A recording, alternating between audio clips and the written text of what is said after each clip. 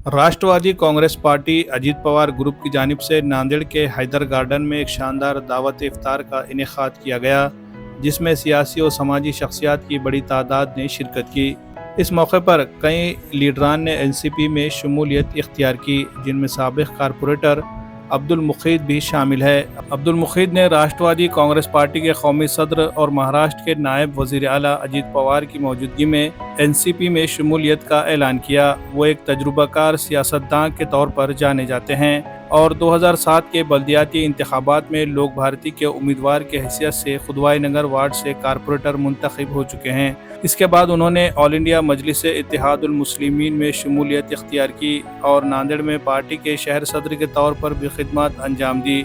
इस मौके पर गुफ्तगू करते हुए अब्दुल मुखीद ने कहा कि वो मौजूदा सियासी व समाजी हालात, अवामी फलाह व बहबूद और तरक्याती उमूर को मद्देनज़र रखते हुए एनसीपी में शामिल हुए हैं। उन्होंने मज़ीद कहा कि इनकी अव्वलीन तरजीह अवामी मसाइल को हल करना और अवामी तवक्कुआत पर पूरा उतरना होगी। उन्होंने इस अज़्म का इजहार किया कि पार्टी के बैनर तले वो नांदेड़ के अवामी तरक्की और बेहतरी के लिए काम करते रहेंगे। वाज़ेह है कि राष्ट्रवादी कांग्रेस पार्टी अजीत पवार ग्रुप रियासत में बरसर इख्तिदार जमातों में शामिल है और अजीत पवार महाराष्ट्र के नायब वजीर आला के मनसब पर फाइज है। अब्दुल मुखीद की शमूलियत को पार्टी के लिए एक मुस्बित पेशरफ्त करार दिया जा रहा है और उम्मीद जाहिर की जा रही है कि इनकी मौजूदगी से पार्टी को नांदेड़ में मज़ीद तक़वियत मिलेगी। पार्टी रहनुमाओं ने भी अब्दुल मुखीद का खैर मकदम करते हुए उम्मीद जाहिर की कि उनके तजुर्बे और अवामी मकबूलियत से एनसीपी को नांदेड़ में मज़ीद मजबूती हासिल होगी। इस मौके पर मौजूद दीगर रहनुमाओं ने पार्टी के मुस्तकबिल के लाहे अमल पर रोशनी डाली और कहा कि पार्टी अवामी बहबूद के मंसूबों पर तेज़ी से काम जारी रखेगी। दरअसल में आज राष्ट्रवादी का इफ्तार पार्टी का प्रोग्राम था और वहाँ पर अजीत दादा साहब और प्रताप राव पाटिल चिखलीकर साहब मौजूद थे और उनकी ज़ेर निगरानी मैं पार्टी में शमूलियत इख्तियार किया। दरअसल में हिंदुस्तान हमारा सेकुलर मुल्क है और इस सेकुलर मुल्क में हमारी जो पॉपुलेशन है तो पॉपुलेशन का एक हिस्सा जो मुस्लिम माइनॉरिटी का है जो लगभग 15% है। इसी एतबार से मैंने भी ये सोचा कि राष्ट्रवादी पार्टी ज्वाइन करना चाहिए ताकि हमारे अवाम की आवाज़ मैं ज़्यादा से ज़्यादा पहुंचा सकूं विधानसभा तक, असेंबली तक, और उनके मसाइल इंशाअल्लाह हल होंगे। क्योंकि जब हम कोई पार्टी से कट के रहेंगे तो फिर हमारे काम कैसे होंगे। मैंने ये सोचा कि ये पार्टी में आने के बाद हमारे जो काम है वो ज़्यादा से ज़्यादा हम करेंगे और अवाम की आवाज़ पहुंचाएंगे और जब तक हम ये बढ़ चढ़ कर हिस्सा नहीं लेंगे, जब तक हम काम नहीं कर सकेंगे।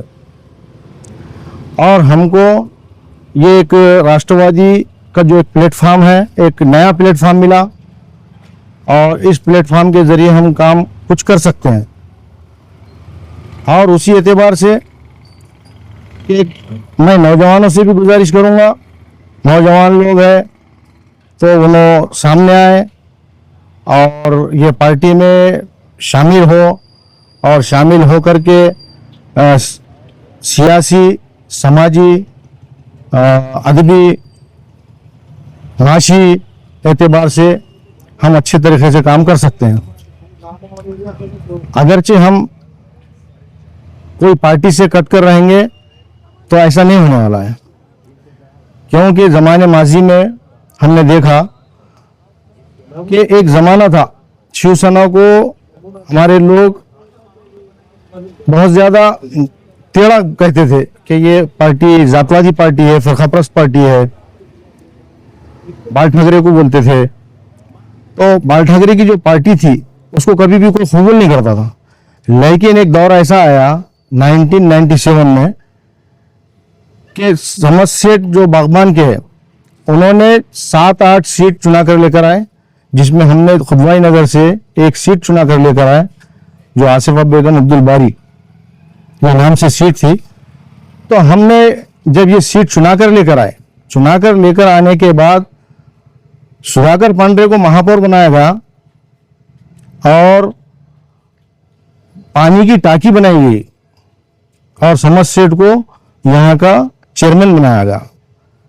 तो ये जो होता है दरअसल में कि पार्टी जो है कोई मजहब नहीं है, पार्टी को हम काम में लेना और काम में किस तरीके से लेना, तो हमने जो है ये माहिदा करना चाहिए और माहिदा करके हम काम कर सकते हैं।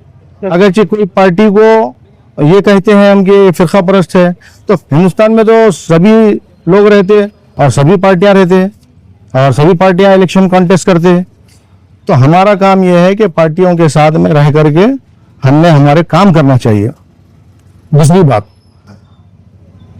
इसके पहले हमने देखा कि कांग्रेस का जो दौरे हुकूमत, कांग्रेस का जो दौरे हुकूमत 50 साल 60 साल गुजरा, हिंदुस्तान आज़ाद हुए तब से तो आज तक, आज से 10 साल पहले तक।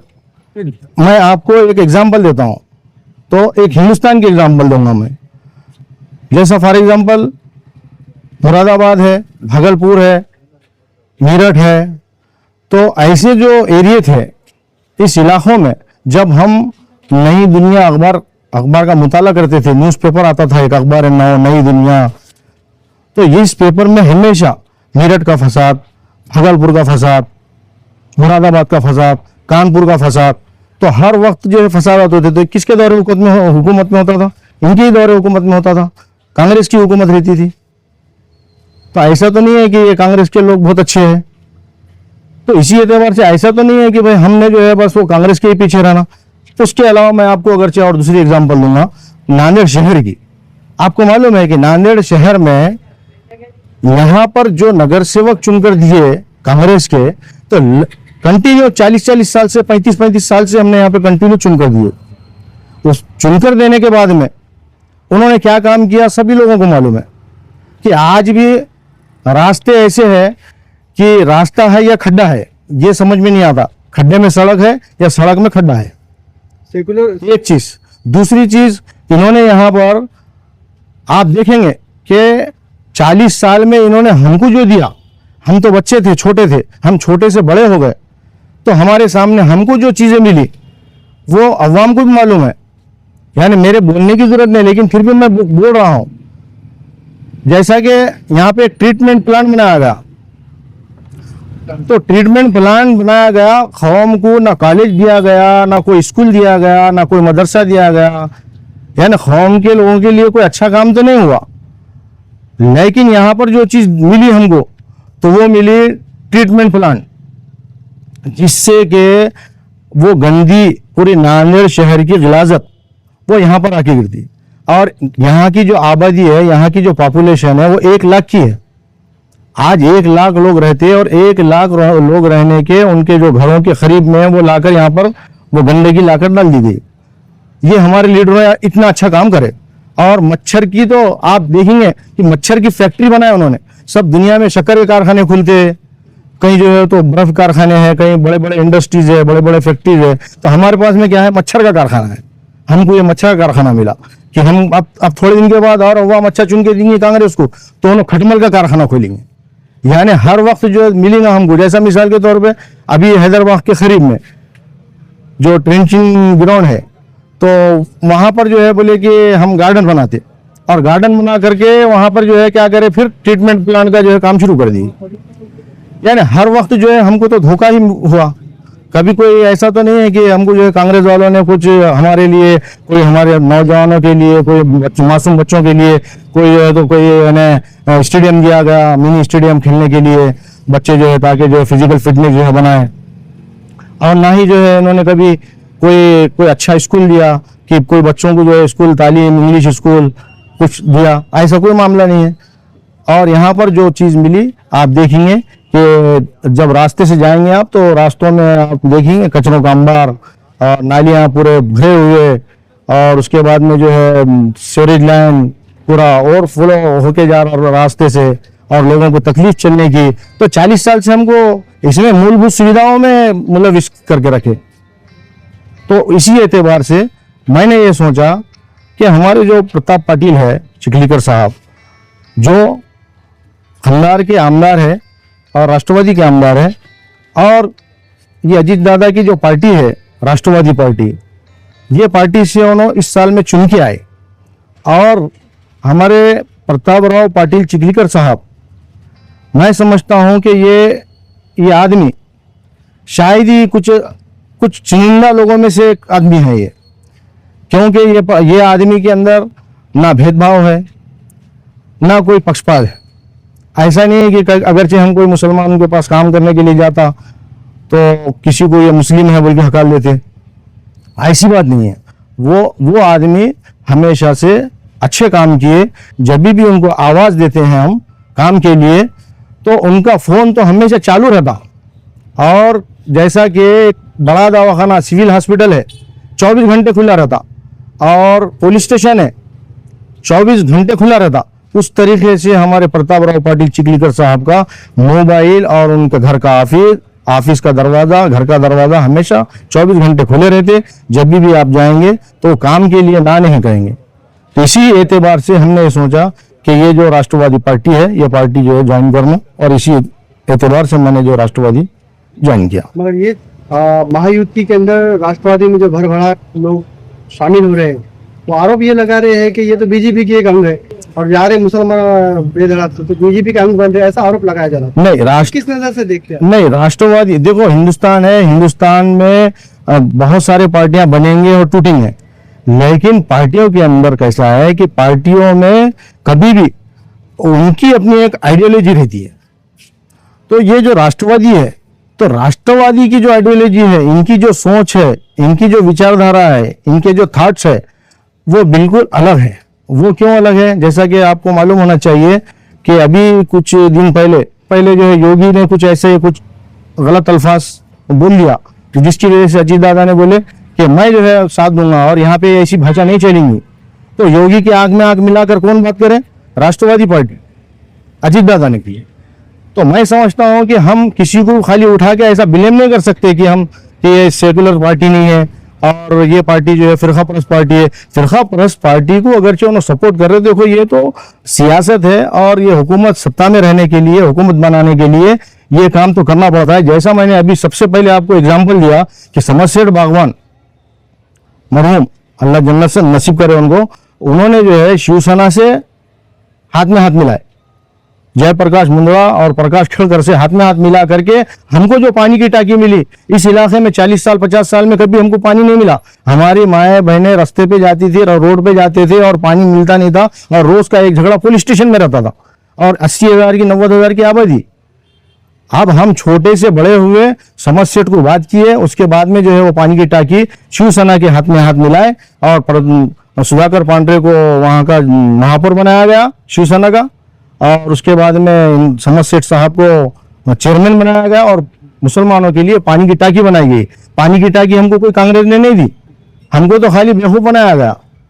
अभी कांग्रेस की स्थिति के बारे में क्या है? नहीं, कांग्रेस तो पूरी खत्म हो गई। अब कांग्रेस का ऐसा हाल है कि पहले जंगलों में कहीं पे भी कांग्रेस रहती थी, अब धूप ज्यादा हो रही ना तो कांग्रेस पूरी खत्म हो गई। अब तो वैसी जो है ना, ये कांग्रेस पूरी खत्म हो गई। अब कांग्रेस का कुछ भी नहीं है, क्योंकि कांग्रेस में कैसा है, कांग्रेस को जो बदुआ है, कांग्रेस ने सबसे पहले जो काम किया तो वो मैं समझता हूँ बाबरी मस्जिद का काम किया। बाबरी मस्जिद के अंदर शिलान्यास, बाबरी मस्जिद के अंदर सबसे पहले मूर्तियां लेके जाके रखने वाले ये राजीव गांधी, ये इंदिरा गांधी, ये नेहरू चाचा, इनकी अगरचे आप हिस्ट्री देखेंगे तो पूरी हिस्ट्री में आप देखेंगे तो पूरा रोल उनका है, ना कि कोई दूसरों का। अरे ये तो बीजेपी के तो 2 लोग थे पहले जमाने माजी में, आज से 1972 में आप हिस्ट्री निकाल कर देखो तो खाली अडवाणी और अटल बिहारी वाजपेयी, ये 2 सीट थे।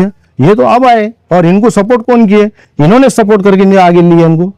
हो जाएंगे स्थानिक चुनाव, नगर पालिका है, तो उसमें कैसे रहेगा? राष्ट्रवादी का क्या मौका रहेगा? नहीं, राष्ट्रवादी तो अपनी ताकत से इलेक्शन लड़ेगी और इंशाल्लाह जो भी नए चेहरे रहेंगे, और हमारे जो नांदेड़ शहर है इसमें जिनको मैं समझता हूँ 40 साल से चुनकर दिए लोगों ने, और उन्होंने जो काम किया तो वो सबके सामने है। तो उस एतबार से अवाम जो है नए लोगों को चुनकर देंगी और राष्ट्रवादी का हम भी जो है रिकमेंड करेंगे प्रताप पाटिल साहब को कि अच्छे लोगों को टिकट दो और नौजवान बच्चों को दो और नई नस्ल को सामने लाना चाहिए, ताकि जो है कुछ नए जोश वलवले के साथ, जज्बे के साथ वो काम करे। एक मिसाल अगरचे आप पूरे हिंदुस्तान को देते बैठेंगे कि वहां से मुस्लिम सीट निकल रही, वहां से आमदार निकल रहा, वहां से खासदार निकल रहा, अपने लोगों को जो है अपने लोगों ने वोट देना, तो ऐसा नहीं है। हमको तो हिंदू, मुस्लिम, सिख, ईसाई सबके जो है वोट होना, और जब भी हम जो है आगे जा सकते हैं, और उनको भी हमारे होना और हमको उनके होना। तो जब हमारे जो है सीट निकलने वाले हैं, ऐसा नहीं है कि खाली मुसलमानों के वोटों से हम आगे जाने वाले हैं, ऐसा नहीं हो सकता। अगरचे एक चीज, एक कहीं की सीट की एक मिसाल अगरचे देते हैं पूरे हिंदुस्तान में, तो ये होने वाला नहीं है। क्योंकि हम एक एग्जाम्पल देता हूँ मैं, एक समझो रस्सी है खींचने की, अगरचे रस्सी के तरफ एक तरफ 15 लोग हैं और दूसरी तरफ 85 लोग हैं, तो 85 लोग खींचने के बाद में एक तरफ रस्सी जाएंगी कि 15 लोगों की तरफ रस्सी जाएंगी। जाहिर सी बात है कि 85 लोग जिधर खींचेंगे उधर रस्सी का झुकाव रहेगा। तो इस एतबार से जो है मैं तो ये समझता हूँ कि लोगों ने जो है समझदारी का सबूत देना चाहिए, लोगों ने समझना चाहिए कि नहीं, और ये जो हालात है और हालात को चेंज करने के लिए हमको जो है हर पार्टी में जाना, मिलना, मुलाकात करना, उनको ये बतलाना। जैसा हमारे प्रताप पाटिल है, प्रताप पाटिल हिंदू, मुस्लिम, सिख, ईसाई सारे मज़ाहिब के लोगों को लेकर चलते, तो हमारा भी काम है हम भी पार्टी में जाना और उनको बोलना, हमारी परेशानी बोलना, क्या परेशानी है। हम उनको नहीं बोलेंगे, किसको बोलेंगे? उनको तो बोलना पड़ेगा हमारे को। हम क्यों नहीं बोलेंगे भाई? हमारा एक नुमाइंदा है, हमारा एक रिप्रेजेंट करने वाला रिप्रेजेंटेटिव है, तो हम अगरचे उनको बात नहीं करेंगे तो किसको करेंगे हम बात? तो हमारा ख्याल ये है कि हमारा जो भी नुमाइंदा है, जो भी आमदार है, जो भी खासदार है, उसके पास जाना, उससे बात करना, उससे बात करके हमारे मसाइल हल करना। खाली एक को हमने रजिस्ट्री करके दे दी है वैसा अगरचे करके दे देंगे और बोलेंगे कि नहीं वो कांग्रेस बहुत अच्छी है, तो होने वाला तो ये है कि अभी जो है मच्छर की फैक्ट्री आई, थोड़े दिन के बाद में खटमल की फैक्ट्री लाएंगे, तो वही होने वाला है। तो हम लोगों से यही गुजारिश करेंगे कि ये सब ट्रीटमेंट प्लान जैसा यहाँ पे आया वाला ड्रेनेज का, तो वैसा जो ज़माने नाज़िम में भी और कोई नया प्लान नहीं आना यहाँ पे। तो हमारी एक ख्वाहिश ये है कि नौजवानों से भी गुजारिश है, और सभी जितने भी नौजवान हैं, पढ़े लिखे हैं, ये सब लोग आकर के राष्ट्रवादी में जाएंगे ना, और जो भी सियासत में हिस्सा लेना चाहते हैं। ऐसा नहीं है कि कोई कांग्रेस ने तो मुसलमानों को इस्तेसाल किया ना, 50 साल किसको भी लिए पकड़े और साथ में काम करे, और उनको जो है बाद में हकाल दी, कोई उनका पुरसाने वाला नहीं, पूछने वाला नहीं क्या चल रहा है उनका, कोई मैंने बुरा हाल कर दिया। तो इसलिए जो है ये इस्तेसाल नहीं होना चाहिए। आज हमको बेवकूफ़ बनाया गया इतने दिन से, तो ये बेवकूफ़ बनने वाले नहीं है अब लोग बहुत होशियार हो गए। कंप्यूटर का दौर है, इंटरनेट का दौर है, और लोग जो है 1 सेकंड के 10वें हिस्से में मोबाइल निकाल रहे और अपनी बात को समझ रहे कि कौन क्या बोल रहा और कौन क्या नहीं बोल रहा।